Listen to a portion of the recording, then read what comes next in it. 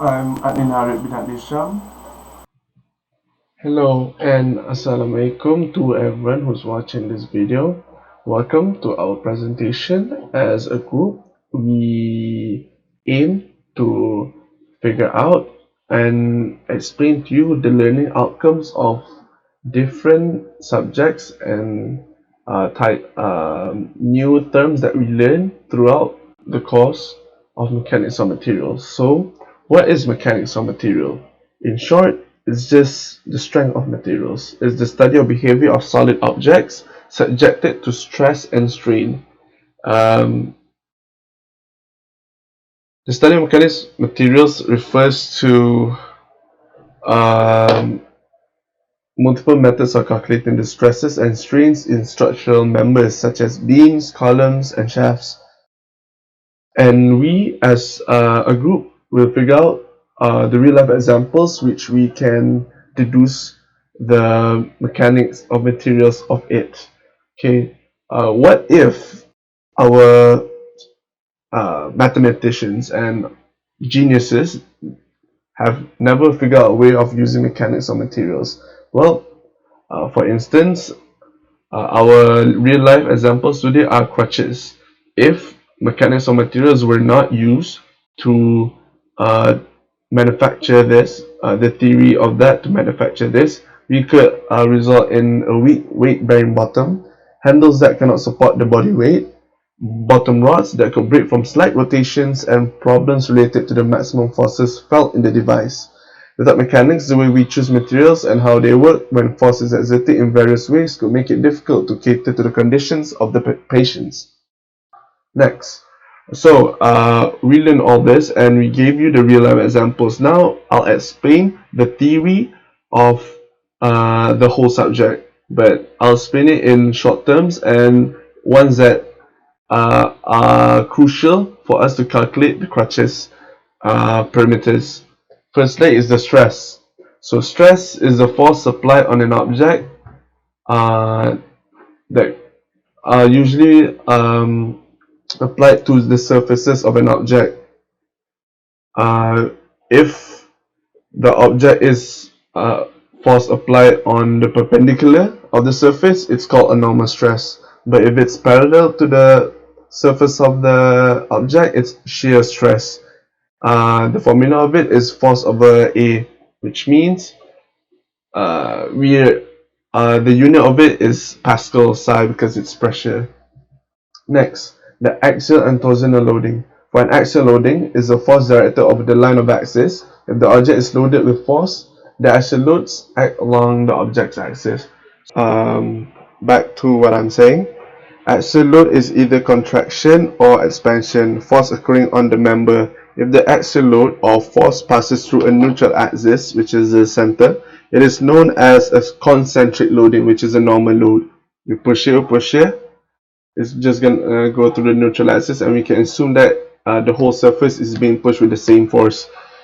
If the load or force is not acting through the neutral axis, which is we can see from the diagram here, um, it's called an eccentric loading. So when there is eccentric loading, it's going to create moment in the member due to one the force is pulling towards the place where there's no neutral axis. For torsional loading, torsional loading is when you twist something and the stress is subjected to the twisting. The twisting can be produced in the shaft when two equal and opposite couples acting on in parallel planes. So when an object is twisted, it's gonna experience shear stress. Uh, when shear stress is subjected to the object, it's gonna twist. So if the object is ductile, it becomes brittle. So when it's brittle, it easily breaks when excessive torsional load is applied. So when we apply the torsional load, the shear stress, the one that is the most further from the neutral axis experiences the most stress. Next, beam. A beam is a member subjected to loads applied transverse to the long dimensions, causing the member to bend. So a beam is when a member is subjected to loads applied transverse, which is perpendicular like this to long dimensions, causing the member to bend. And these are some of the parameters which involves in different types of members being subjected to stresses. So assumptions, we assume that all the calculations for our experiment here, for our real life examples showing, is that all of it is isotropic, meaning that the material identical values of all properties in all directions, meaning that in all directions have identical values when we calculate. Homogeneous when a material of uniform composition through thought that cannot be mechanically separated into different materials, which means that it's the same material. It's not different compositions of the chemical compositions. And all of them is room temperature. No heat is applied to increase the energy in it, and it confirms the Hooke's law. Hello everyone, my name is Wang Feilong, KIB 170720.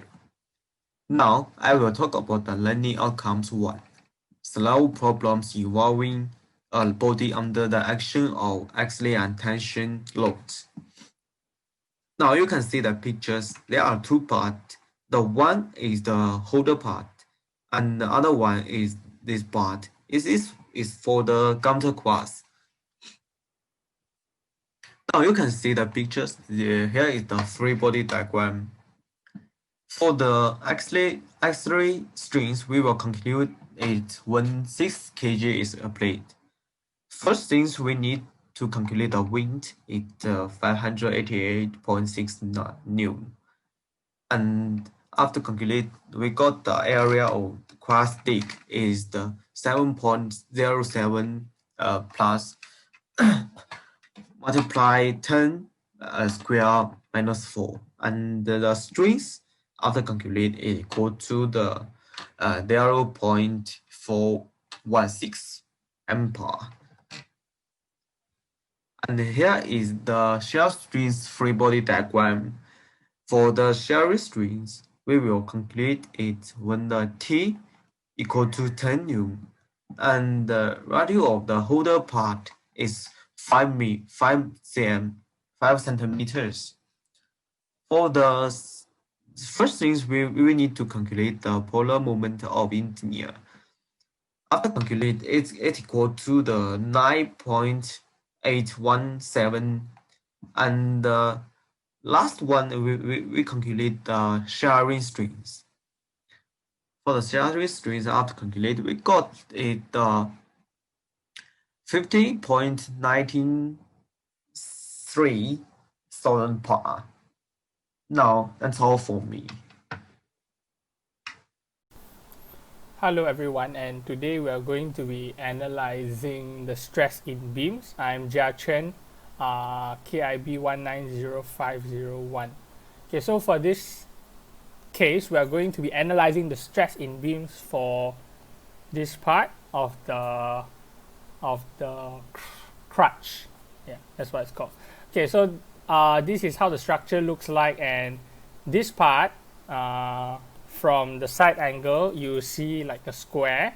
So we measured the square, and the square is 4 cm on all sides. Okay, so we find the moment of inertia, and we calculated it to be 2.13 times 10 to the power of -7 meters.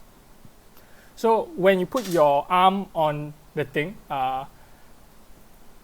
and if you weigh this much, so we calculated around how much, so we just decided to choose a value, and this is the value we chose. And to calculate, we found out that it's like 20 Newton per cm. So we calculated what is the total force, and then we went on to calculate what is the answer. So the answer is this 20 Newton cm blah blah blah, calculate, and then we use to find the stress of compression.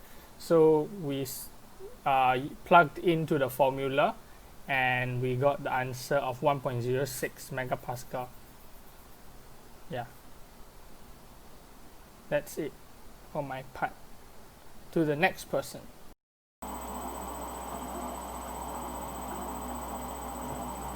Admin Arif bin Adisham.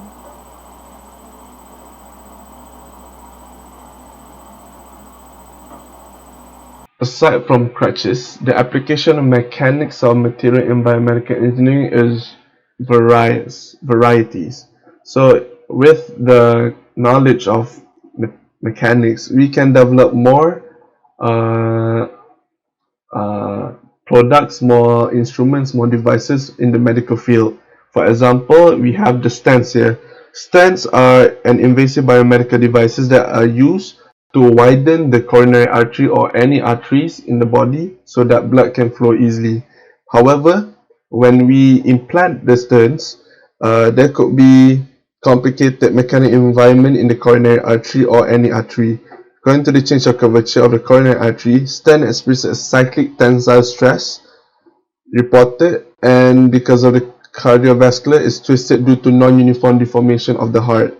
Therefore, stent requires high tensile and torsional fatigue to withstand the harsh environment in the body.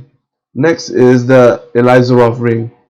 Elizarov ring is used to help heal our tibia bone or any bone without to ensure that the bone stays in place and regenerates at the same direction, the same spot. Because the wire there that are inserted into the tibial bones should make sure the soft tissues, the bones, to stay in place so that they can grow uniformly and the way it should be. So the conclusion for our presentation today, we learned from the learning outcomes of the subject is mechanics of material helps us to understand how force applied on an object in different types of ways such as compression, tension, twisting, and bending could help us determine the suitable materials that could suit the situation involving everyday life and also in the biomedical engineering field. Additionally, the outcome of learning this also helps with innovating new ideas that involves a high level of comprehension regarding the subject. With that, our group would like to say thank you.